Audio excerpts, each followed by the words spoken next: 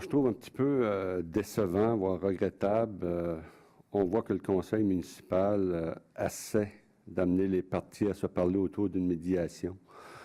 C'est un peu décevant de voir la réaction de M. Laplante, je pense, qui tente de jouer au martyr en nous qualifiant d'avoir fait faire un avis juridique questionnable. Vous poursuivrez cet avocat-là aussi, M. Laplante, de dire qu'on a tenu un vote illégal.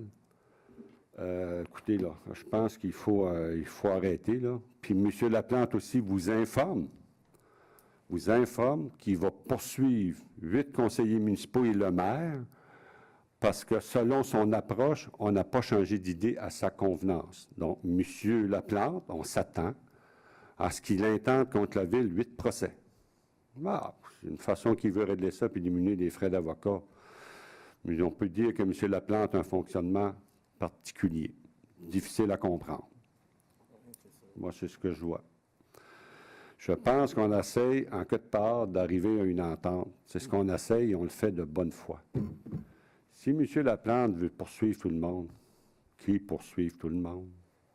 Mais je pense que le geste qu'a posé aujourd'hui, puis M. Savard, effectivement, l'a bien souligné, met en demeure un conseil municipal, une institution démocratique, dûment élue au Québec, au Canada, de changer d'opinion. Sinon, on vous poursuit et on essaye de vous enlever vos biens. Si vous trouvez ça acceptable, on ne pense pas pareil au Québec. C'est ça qui est écrit. Si vous voulez des copies, on va vous les donner. Il n'y a aucun problème avec ça. C'est ce qui est écrit. Moi, j'ai un peu de problème avec ça. Lorsqu'on tend la main pour arriver à une médiation, puis on nous répond en disant « Bien, je n'ai pas le choix de me défendre, je vais poursuivre tous les conseillers qui n'ont pas changé d'opinion », c'est pas mal problématique. Bon, bref, on va tourner la page en ce qui nous concerne, mais je pense que M. Laplante ne se met pas en position pour mener à succès une médiation. À vous d'en juger. Je voudrais souligner, moi, des points positifs à Saint-Jean-sur-Richelieu. Je pense qu'il y a des points qui vont bien. Je pense qu'il y avait en fin de semaine l'ouverture, justement, sur le site de la seigneur de la résidence pour aînés les 2 tours, le projet des 2 tours. On a pu y rencontrer 350 personnes heureuses qui ont hâte d'aménager, qui commencent à aménager la semaine prochaine. Alors, on voit, je pense que plusieurs milliers de personnes se sont rendues à l'activité porte ouverte qui se sont tenues en plus samedi et dimanche. Alors, ça faisait la queue dehors pour aller visiter cette belle réussite. Soyez-en fiers.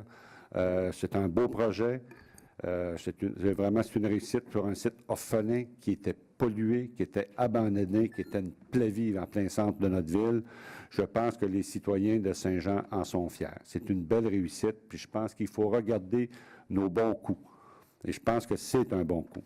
On a plusieurs défis à Saint-Jean. On parle de notre centre-ville, on parle d'un pont à faire, on parle de faire un centre sportif. On a toujours de nombreux projets. On veut toujours améliorer notre plan de conservation, mais il ne faut jamais oublier qu'en bout de ligne, la facture à vos contribuables.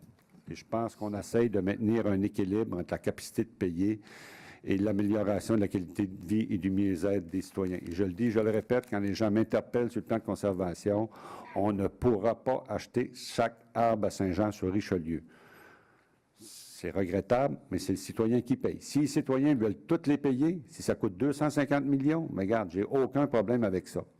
Mais si on regarde la façon de fonctionner dans une ville et qu'on marche avec des comptes de taxes, je pense qu'il faut y aller comme on y va là, je pense qu'on y va rapidement, plus rapidement qu'on avait prévu. Je vous le dis, ça nous prend un projet de loi privé pour aller encore plus rapidement, mais ce bout-là, malheureusement, il n'est pas de notre ressort. Alors, je pense qu'il faut rester positif. Il y a des petites tempêtes de temps en temps au sein de la famille. Moi, je pense qu'il faut arrêter de mettre juste l'accent là-dessus et regarder juste ça. Ce n'est pas parce qu'il y a un petit nuage à l'horizon qu'il faut avoir peur de la tempête. Je pense que le ciel est encore bleu à Saint-Jean, puis il faut travailler d'une façon positive.